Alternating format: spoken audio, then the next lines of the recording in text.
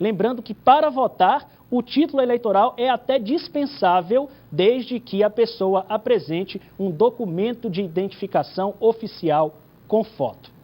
Vamos então ao vivo falar com a repórter Gorete Santos. O áudio dela está restabelecido, ela está na sede do GRECO, Grupo de Repressão ao Crime Organizado, onde autoridades como o secretário de Justiça, a gente já pode ver, se encontram para falar dessa tentativa de fraude ao concurso de agente penitenciário. Gorete. Pois é, Tiago, mais uma tentativa de fraude. Foram 4 pessoas presas, uma delas é o advogado Evilásio Rodrigues Cortez, que na verdade já é reincidente, porque ele já havia sido preso durante uma outra operação também do GRECO, realizada nesse caso, contra a tentativa de fraude no Tribunal de Justiça do Estado do Piauí no ano passado. Dessa vez, além do advogado, outras 3 pessoas também que foram presas. São elas Kelly Alexandre de Carvalho, Joanderson Almeida dos Santos e Márcio Moraes Rodrigues. A gente vai conversar agora com o coordenador do GRECO, que está acompanhando esse trabalho de investigação, o delegado Carlos César Camelo. Também vamos conversar com o secretário estadual da Justiça para ver como é que fica a situação do concurso. Começando agora, então, pelo trabalho de investigação. Mais uma tentativa de fraude a concurso público. De fato, se verificou a fraude em si. O que foi descoberto até agora, delegado? Boa tarde. Boa tarde. Nós recebemos aqui uma demanda da própria organizadora do concurso, que é o núcleo no CEP da UESP, também da Secretaria de Justiça, para que a Polícia Civil investigasse uma possível tentativa de fraude nesse concurso. Inclusive, pessoas que já tinham sido presas e investigadas pela fraude ao concurso do TJ estavam inscritas nesse concurso. Outros indivíduos de fora do estado também, que já haviam sido presos em outros estados por fraude ao concurso, também estavam inscritos. O delegado-geral da Polícia Civil, o secretário de Segurança determinaram a realização dessa operação, uma grande quantidade de policiais civis e delegados, cerca de 50 pessoas, todas descaracterizadas nos locais de aplicação de prova para tentar identificar essas fraudes. Tanto os policiais civis como a própria NUCEP, através de seus fiscais de prova, conseguiram identificar essas 4 pessoas. 2 deles foram presos por terem colas nas roupas, ou seja, anotações que foram levadas para locais de prova para facilitar a aplicação das provas, das respostas.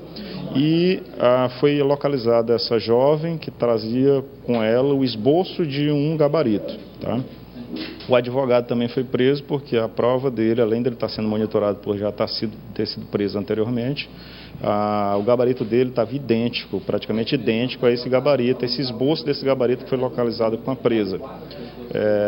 Isso demonstra uma tentativa de fraude, uma tentativa de uma aprovação ilícita no concurso, e por causa disso eles foram presos por tentativa de fraude a certame, aqui pelo delegado Cleidson Ferreira, aqui no GRECO.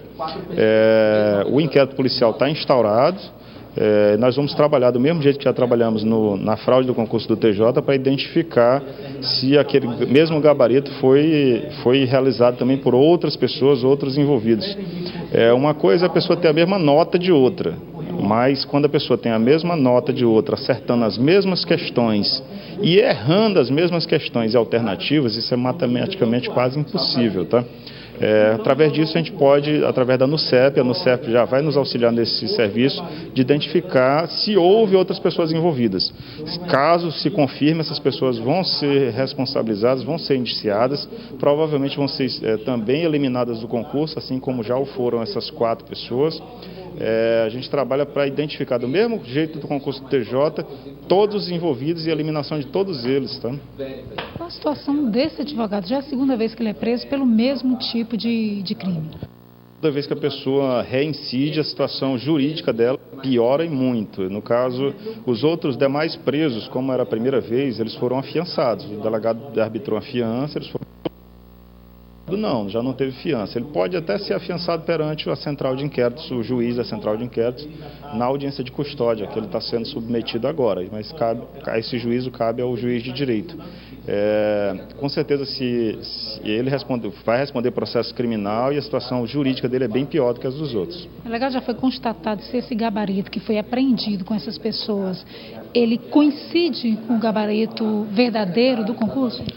Isso está sendo averiguado. Existe uma percentagem de que coincide, tá? Mas o inquérito é muito recente, a flagrante foi ontem, não deu tempo ainda da gente aprofundar isso. Isso durante o prazo do inquérito vai ser aprofundado.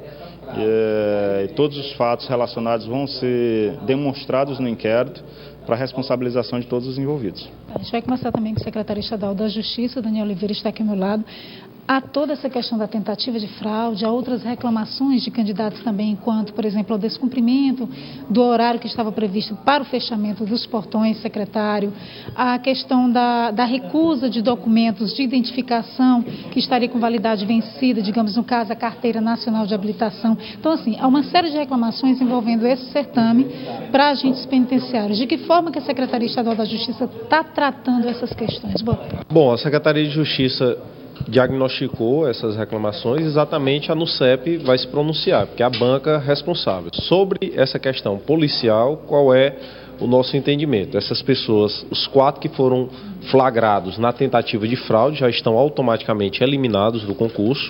Caso algum dos candidatos, a Polícia Civil identifique que eles também tiveram ou alguma semelhança ou alguma ação semelhante a esses 2 que foram diagnosticados, que foram pegos com um suposto gabarito, se coincidir, os outros também serão automaticamente eliminados e o concurso segue a sua etapa e o seu cronograma normal do âmbito da NUCEP.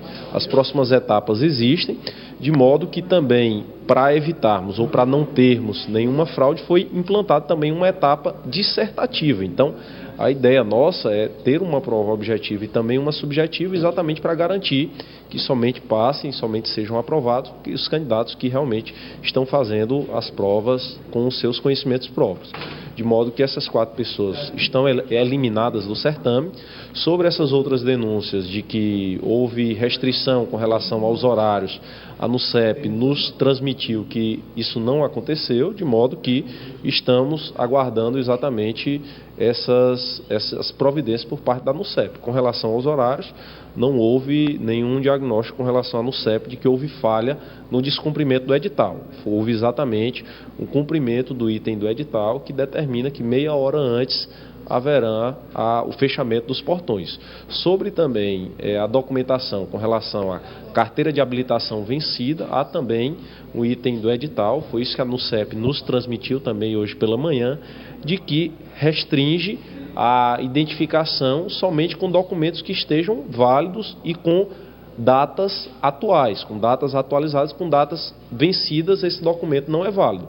É também um item do edital que houve o cumprimento por parte da NUCEP. Então, o que mais nos preocupa com relação ao concurso não é a questão do portão e nem também a questão da CNH de ter um ou outro candidato eliminado nesse caso, mas sim essa investigação da Polícia Civil que está sendo conduzida e a nossa parte é exatamente, caso seja identificado mais alguma pessoa que participou ou atuou nessa tentativa de fraude, eles serão automaticamente, imediatamente eliminados, garantindo a lisura e a continuidade do certame. Nós temos uma pergunta do estúdio, pois não, Thiago? Isso, Gorete, eu gostaria de saber do secretário, porque essa apuração demanda tempo, né? E o cronograma para as próximas etapas fica mantido mesmo durante a apuração, com o andar da apuração, ou esse cronograma vai sofrer algum tipo de alteração? A outra pergunta, já aproveitando para depois você passar para o delegado Carlos César, Gorete, é saber se, já que foi identificado um advogado que também atuou naquela tentativa de fraude ao concurso do Tribunal de Justiça, é possível que a mesma rede que agiu naquela oportunidade tenha se articulado novamente para tentar fraudar o certame agora de agente penitenciário? Ok, a gente vai começar então com o secretário estadual da Justiça, Daniel Oliveira. O Thiago pergunta a respeito de uma questão também que todo mundo quer saber. Há possibilidade de anulação desse concurso ou não? E durante as investigações, o cronograma de novas etapas do certame, ele se mantém ou ele é suspenso enquanto houver investigação e o resultado final dessas investigações? Bom, sobre a anulação do concurso, eu acredito que o concurso segue e permanece normal, não há nenhum indício ou nenhum motivo para se anular o certame, ao contrário, as etapas seguem normalmente. O que houve foi uma tentativa de fraude por parte de 4 pessoas que já estão automaticamente eliminadas. O concurso segue um cronograma até março do ano que vem e o nosso objetivo é ter esse cronograma mantido. Claro que, digamos assim, com o andamento das investigações é possível que haja alguma alteração nesse cronograma. No momento atual, nós não identificamos nenhum motivo plausível, nenhum argumento, digamos assim, que nos motive a pedir ou a prorrogação ou a alteração desse cronograma. Então, segundo as informações que nós temos e também as informações já levantadas pela Polícia Civil, o concurso segue normalmente as suas etapas. E também, com relação a esse tema da anulação, não há nenhum motivo ou, digamos assim, provas ou fatos concretos que justifiquem qualquer atuação nesse sentido. O importante é o quê? Que as investigações da Polícia Civil continuam, essa tentativa de fraude foi eliminada no momento inicial, o concurso só se homologa no resultado final. O fato é que não há nenhum elemento concreto, digamos assim, para atrapalhar esse planejamento, até porque as pessoas que tentaram, digamos assim, da usura do certame já foram ou presas ou eliminadas imediatamente. Bom, delegado Carlos César, o Tiago também faz uma pergunta acerca dessa organização criminosa. O advogado que foi preso já havia sido preso durante a Operação Veritas. Ele pergunta se há possibilidade de se tratar da mesma organização no caso desses dois concursos.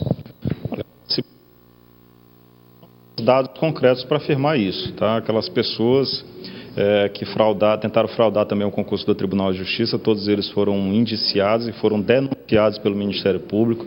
Atualmente respondem criminalmente por integrar organização criminosa, tentativa de fraude a certame, e o processo criminal está em tramitação. Agora, quase todos, se eu não me engano, todos se encontram em liberdade provisória, respondendo o processo em liberdade. Existe essa possibilidade, mas nós não temos dados concretos que tenha tido uma tentativa de fraude com aquela dimensão que houve no caso do TJ. Isso ainda vai ser investigado. Por enquanto, nós estamos aí com a situação de flagrante delito, que ocorreu ontem, foi detectado ontem, é investigado. Quero agradecer, então, aos delegados aqui presentes no GRECO, Grupo de Repressão ao Crime Organizado, secretário estadual da Justiça também, pelos esclarecimentos ao Jornal do Piauí. Tiago. Muito obrigado, Gorete, pelas informações. Esse tipo de situação é ruim, porque sempre coloca em xeque a credibilidade e a legitimidade de um concurso público. Não é a primeira vez que ocorre no Piauí, há um exemplo recente no concurso do Tribunal de Justiça, e mesmo depois de tudo apurado, as pessoas identificadas, não há como deixar de lado esse estigma, uma espécie de estigma que fica sempre a credibilidade sendo questionada de um concurso público. Tem alguma participação de telespectadores?